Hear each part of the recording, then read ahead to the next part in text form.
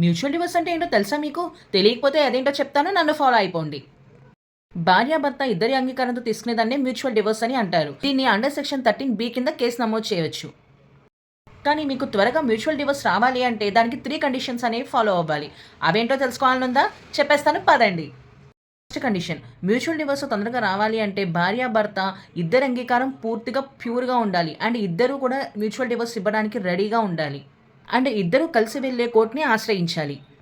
Second condition, 1 year పాటు ఈ భార్యాభర్త సెపరేట్‌గా ఉండాలి. సెపరేట్‌గా ఉండడం అంటే వేరే వేరే ఇళ్లలో ఉండడం కాదు. ఒక ఇంట్లో కలిసి ఉంటున్నా, ఒకే రూమ్‌లో ఉంటున్నా వాళ్ళిద్దరి మధ్య ఫిజికల్ ఇంటిమసీ అనేది ఉండకూడదు.